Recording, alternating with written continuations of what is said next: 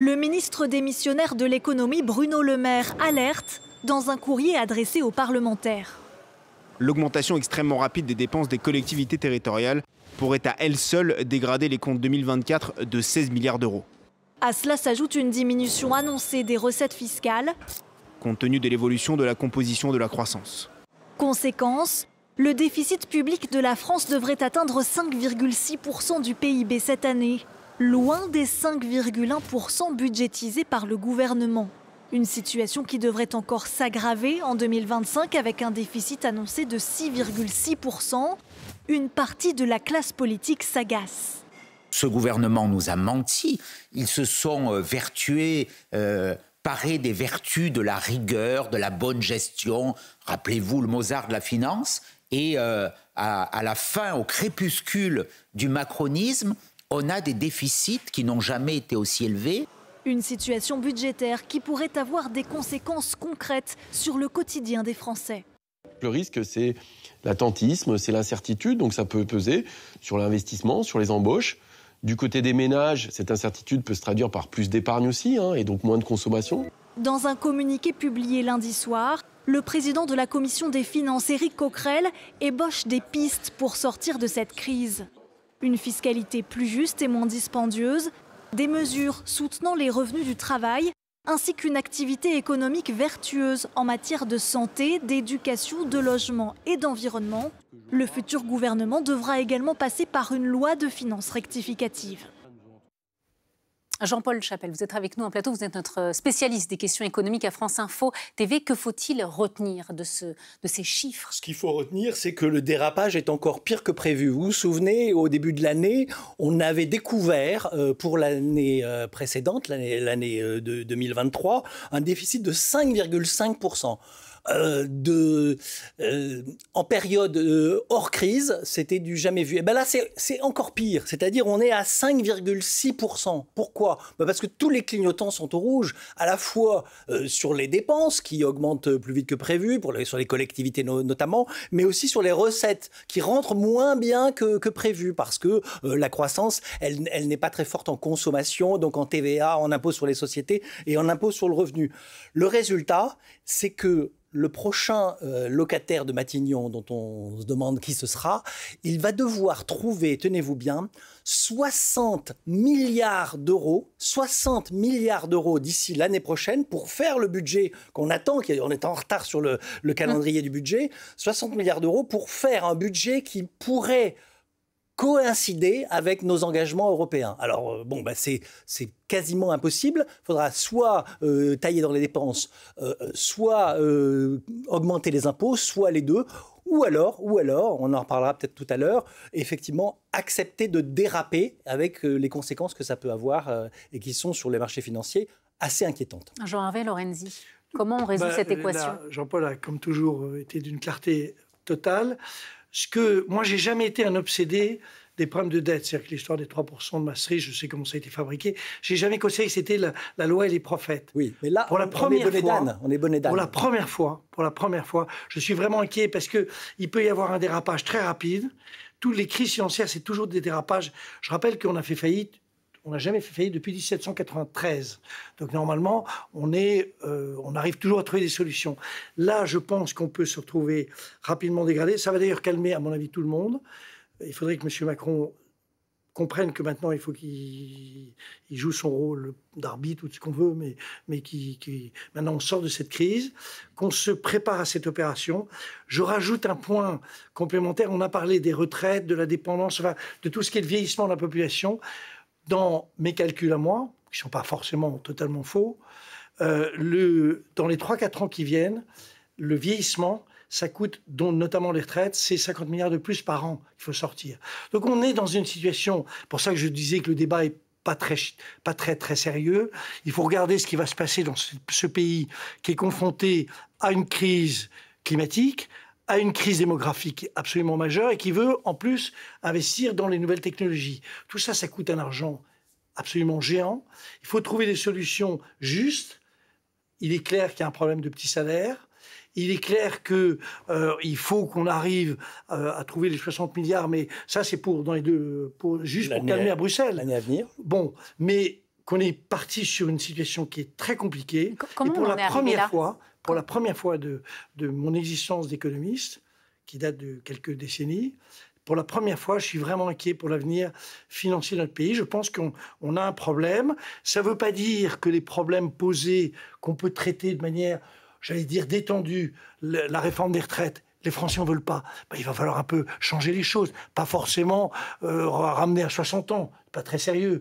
Mais il faut traiter les sujets, traiter les petits salaires et puis essayer de voir comment on arrive à sortir un financement, non pas, j'allais dire, uniquement en taxant, comme ça a été évoqué par le programme de la gauche, en taxant. On a vu ce que ça a donné pour la première année de François Hollande.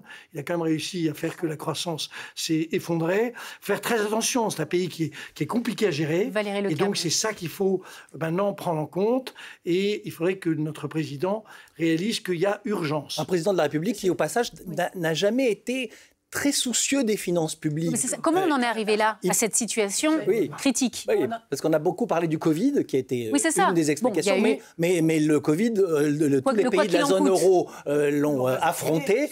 Oui, mais nous, on a eu le quoi qu'il en coûte. Et le quoi qu'il en coûte... C'est ça, on paye aujourd'hui le quoi qu'il en coûte. Il a été particulièrement durable, c'est-à-dire il a perduré le quoi qu'il en coûte au-delà du simple Covid. Mais Valérie Leclerc, il fallait financer l'économie pendant le Covid, ça c'est une certitude, mais les Allemands l'ont fait aussi. Simplement, à la sortie du Covid, les Allemands ont resserré les boulons et nous, on continue à dépenser, à distribuer des chèques pour l'énergie, pour je ne sais quoi, etc. Donc, il n'y a pas eu de volonté du président de la République de redresser les comptes de la nation après la parenthèse du Covid. C'est ça le problème auquel on est confronté aujourd'hui.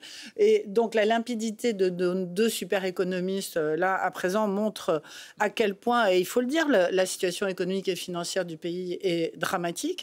Et je trouve que ça bouscule encore plus cette espèce de stratégie d'Emmanuel Macron de faire un jeu de bonneteau, de tenir le pays en haleine. On a l'impression qu'il tire des marionnettes au bout de ficelles, etc. Alors qu'en fait, les Français sont au pied du mur. On est au bord du précipice. Là, il va falloir trouver vraiment des solutions extrêmement rapidement, surtout qu'on voit bien que Bruno Le Maire tire des sonnettes d'alarme et que tout le monde s'en moque, à commencer par Gabriel Attal qui a envoyé des lettres au plafond sans en tenir compte, si on a bien compris. Et en revanche, là où il y a une vraie décision stratégique de fond, c'est que c'est vrai qu'entre un Xavier Bertrand et un Bernard Cazeneuve, sans doute la stratégie économique appliquée ne serait pas la même, puisque Xavier Bertrand serait plus proche de la fameuse politique de l'offre que mène Emmanuel Macron depuis qu'il est là, c'est-à-dire de dire on continue, on favorise la croissance et c'est la croissance qui paiera les déficits. Mais là, visiblement, on voit qu'on n'y est pas. Sauf que ça ne marche pas, voilà. Et le risque que redoute peut-être le chef de l'État, c'est vrai que François Hollande, quand il est arrivé, je crois que c'est 100 milliards de mémoire, la facture des impôts, il a augmenté les impôts des Français de 100 milliards, ce qui lui a plombé son quinquennat, hein, on peut le dire sincèrement.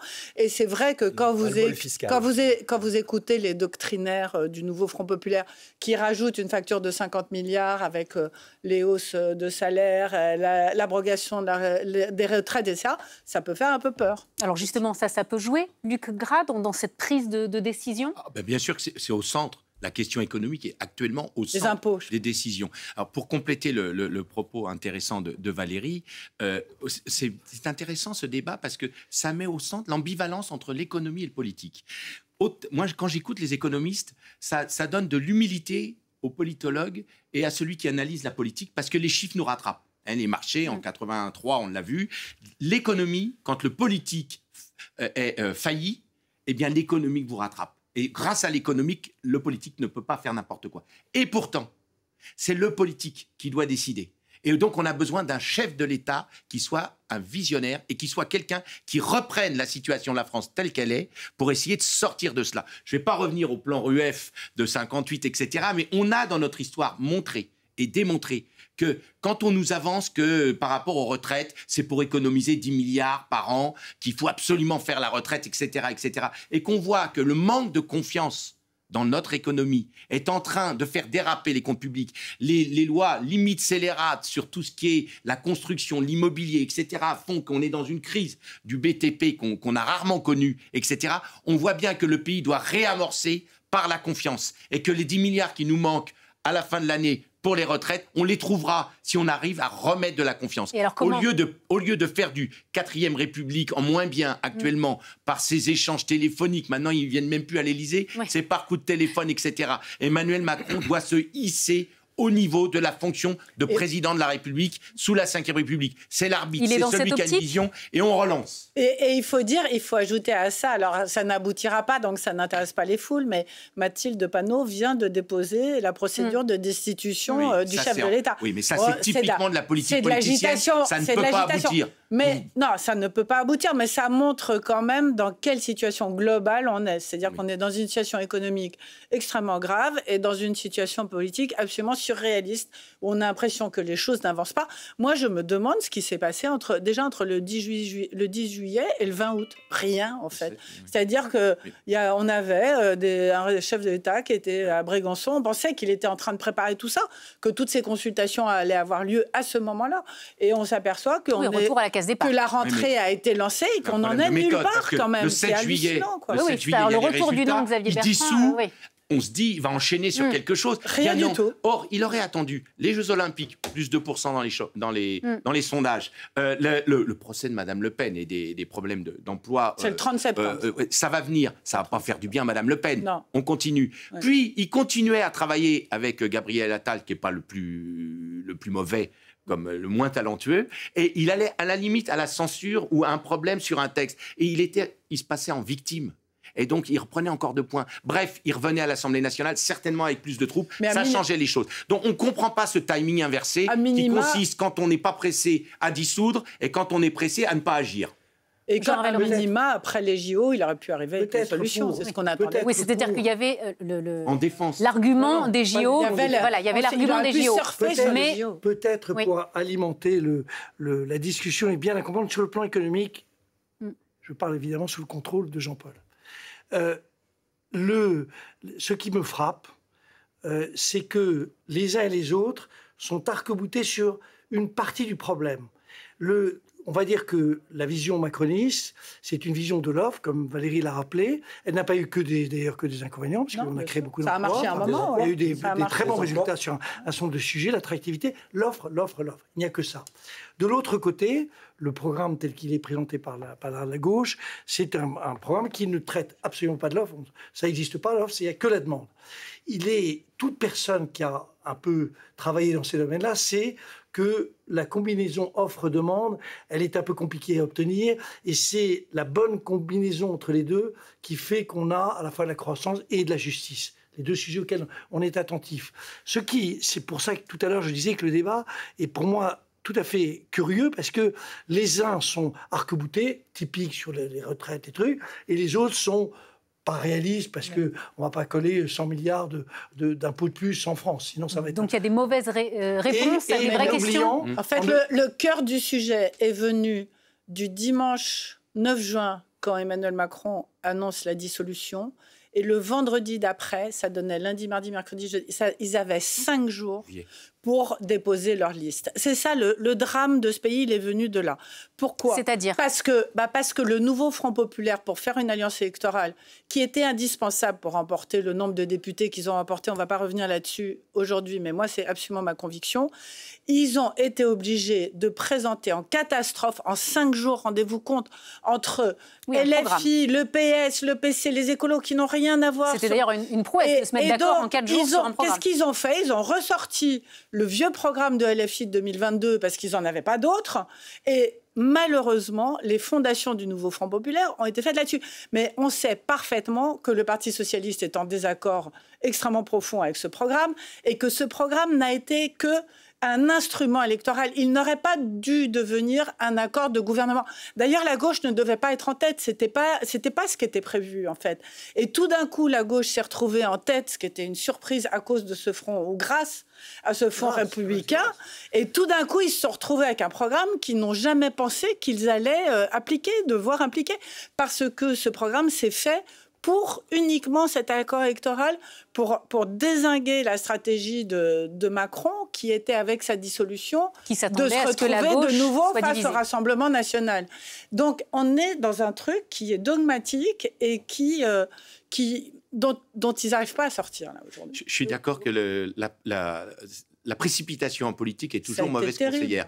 Mais moi, par rapport à la question de l'offre et de la demande, est-ce que vous ne pensez pas qu'il y a surtout un problème de redistribution ? C'est-à-dire qu'on peut rester sur une politique de l'offre qui a montré d'ailleurs, c'est vrai, qu'elle avait eu certains succès, notamment sur le taux de chômage. Mais est-ce que ce n'est pas le problème ? C'est qu'une fois que vous avez mis en place une politique de l'offre, autrement dit de création de richesses, d'avancée, de développement dynamique de l'économie. Est-ce que le problème avec Emmanuel Macron, c'est pas symboliquement sur l'ISF, par exemple, d'avoir complètement éliminé toute taxation sur les flux financiers, d'avoir par contre alourdi sur l'IFI et sur les petits propriétaires? Est-ce qu'on n'a pas un problème, et les Français en ont marre, qu'ils soient de gauche, de droite, d'extrême droite ou d'extrême gauche, il y a un problème de redistribution dans ce pays? Votre analyse. On l'a vu même au sein de l'ancienne majorité présidentielle, avec les élus du MoDem qui disaient, voilà, vu la situation, peut-être que le dogme de pas d'impôts supplémentaires, il faut le revisiter, parce que effectivement,